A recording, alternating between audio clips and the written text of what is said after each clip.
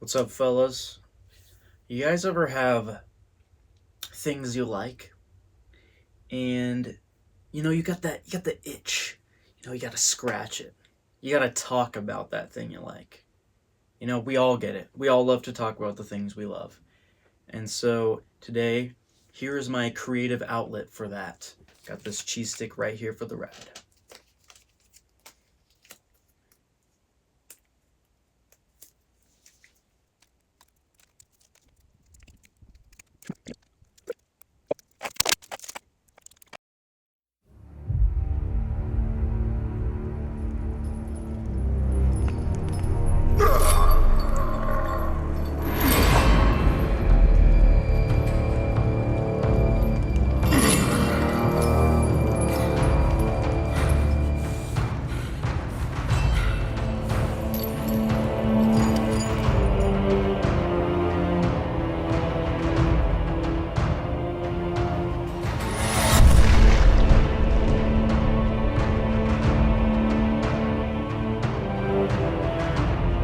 God of War.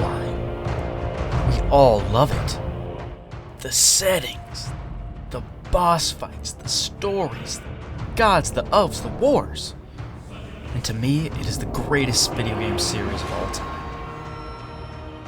Few game series are able to put out so many consistent bangers. There's not a single bad God of War game.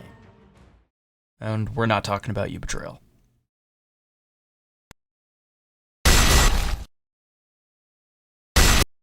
But we can agree that some games are better than others.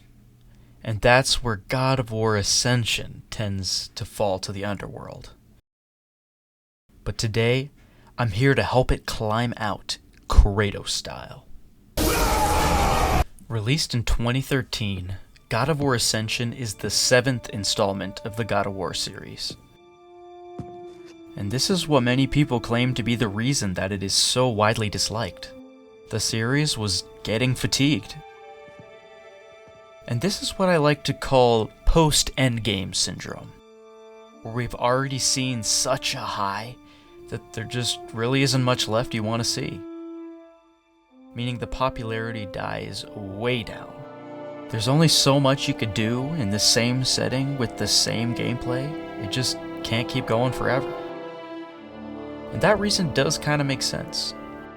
The first God of War released in 2005, followed by God of War 2 in 2007. The next year was Chains of Olympus in 2008. 2 years later, God of War 3 in 2010. And in the same year, Ghost of Sparta came out in 2010. And 3 years after that, the longest wait for a God of War game was Ascension in 2013. Well, the longest wait so far. This was the 7th game in less than 10 years. That is a lot of God of War. But the thing is, those first 6 games all came out in 5 years, and those are all hailed as masterpieces. So why is this the one people get tired of? Well, I think these are a few of the main reasons.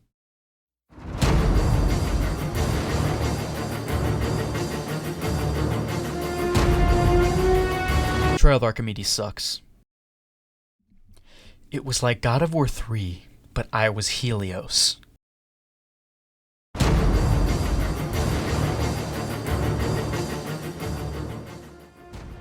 The combat. God of War is known for its satisfying and adrenaline-injecting combat that is also insanely infuriating at the same time. And part of what makes the combat so fun after all these years is each game's different weapons and abilities. Typically, there are several magic attacks and different weapons for Kratos to use on his journey. In Ascension, the only permanent weapon is the Blades of Chaos. I mean, you do unlock different elemental abilities as you progress, but in normal combat, they all feel exactly the same. Each element does have magic to unlock, but it is so expensive you can't even really unlock anything till end game. Okay, now the good thing about using the blades is that Ascension really locked down and refined the combat system. The blades in general are very fun to use. Alright, I know we've been talking about combat for a while already, but I think this is important enough we talk about it too. One of the sickest things is watching Kratos dodge a spear like it's nothing, and then pick it up, and then use the spear to God of War all over the enemies. And there's not just spears. There's quite a few different weapons that you can pick up during the story, and they're all pretty fun to use, honestly. At least, it's fun for the 5 seconds while it lasts. Why not make these permanent? It just makes no sense to me. Santa Monica, you had a wide open dunk, and you airballed.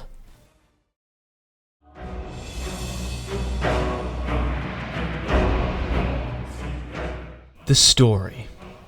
I'm going to stay brief here because I'm going to touch more on this later. But one of the main fumbles of this game is, unfortunately, the story. It is a really good story, but they presented it in a way that just kind of takes all the wind out of its sails. The game takes place in flashback, then flash forward, then go back again, then jump forward where it started, then you get the idea. It's really a shame because it has the potential to be a fantastic story, but for a first-time player, it's just confusing. I remember being so confused why sometimes Megara had her arm and sometimes she didn't. I think unless you play the whole game in one sitting, you will just get lost. Okay, remember when I said that God of War Ascension is actually good? Okay, I know those were some pretty big cons. Alright, they were massive cons. But still, I think this game has some brilliant qualities that could honestly make this a masterpiece. You know, if the point of the game wasn't for the gameplay to be fun. Why do we have to live in a world where we play fun games?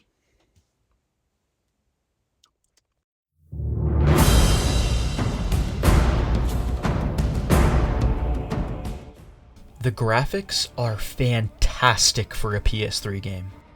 I bet if you asked someone what console this released on, they would say PS4, or maybe even PS5. It's a pretty simple thing, but it does so much for immersion in the game, and they hold up so well today.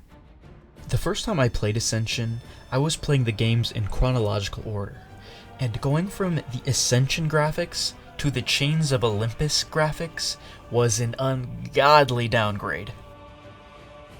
If the graphics of Ascension weren't so good, the epic set pieces wouldn't be near as stunning in this game. The fight on Hecatoncheires, the giant metal snake. How does that thing work, by the way? The giant Apollo statue.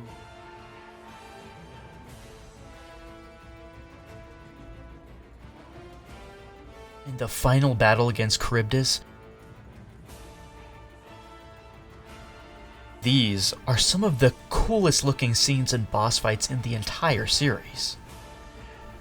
With this epic scenery though, it does occasionally come at the cost of a bad camera angle for the combat. Yippee, another point against combat. You not only can't see what you're fighting, since you're busy fighting, you can't even look at the sick scenery. So this combo just kinda ruins both things.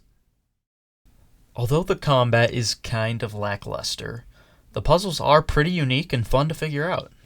I really like the amulet thing from the weird healing man with the baby man.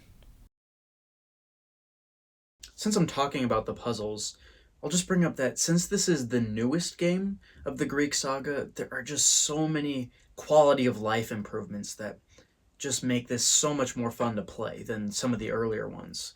Like the maneuverability in the climbing, the jumping, the swinging, it's miles ahead of some of those older games. The soundtrack. The soundtrack just has some of the best themes and chords that really immerse you into the game. And these are some of my favorite moments.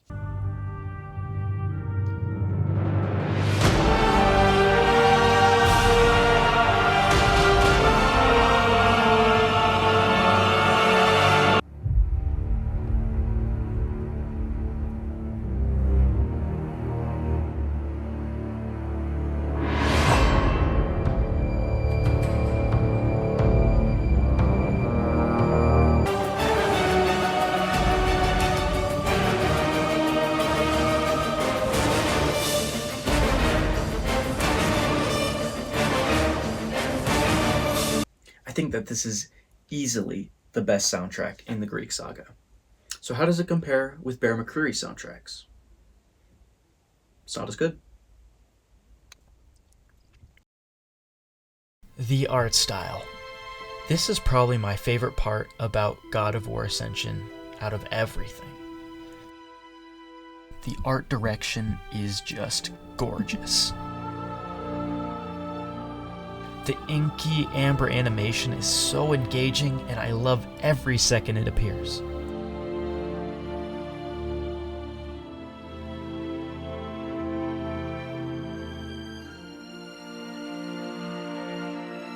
This is easily the coolest art style in the entire series. And my favorite imagery out of every God of War game is Kratos hanging by his chains. This poster is so unbelievably sick. Although, the tagline is kinda lame, and we already know Kratos is the son of Zeus. We found that out in 2007. Why not have something about the truth, his chains, his oath? Like, what about some oaths need to be broken? Or maybe, let's go win this war. I've got this.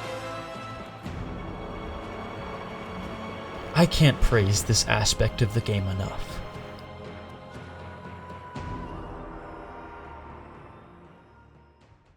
The final reason why every God of War fan should play God of War Ascension at least once. This story is crucial to Kratos' character. Throughout the rest of the Greek saga, we see a rage-filled beast who only cares about himself and getting revenge on all of the gods who screwed him over. So, basically everybody. Fast forward to God of War 2018, we see a Kratos who is more mature and collected. Some people say that this is not Kratos and that he's too soft now. But with Ascension, we can say without a doubt that Norse Kratos is more Kratos than we have ever seen him before. In Ascension, we see a man who cares for his wife and his daughter. He misses them more than anything and wants to go back home. But I think the best scene that shows this side of Kratos is at the end of the game. Kratos and Orcos have escaped the Furies, but there's still one problem left. Before the Furies died, they bound Kratos' oath to Ares in Orcos, and the only way for Kratos to be free would be to kill him. And this is the important part. Listen to what Kratos says. I have spilled enough innocent blood. He not only doesn't want to kill Orcos, he can't. Orcos has to guide Kratos' blade into him. This is the switch for Kratos. The man we see in Ascension is not the same as the ruthless monster we see in God of War 3. And the Norse saga is about Kratos trying to find that part of himself again. Many still call him a monster, and maybe he still is. But that doesn't change the fact that we must always try to be better. Don't you know what I've done? Yes! But what will you do now? We must be better. That is some great thematic writing. I think that with some fine-tuning in the combat and the story, this game could have been a true masterpiece. So, is it the best God of War game? No. But is it the worst? No. Alright, thanks everyone for watching. If you want me to talk about more stuff, then leave a like, comment, subscribe, all that jazz. And at the end of the day, say cheese.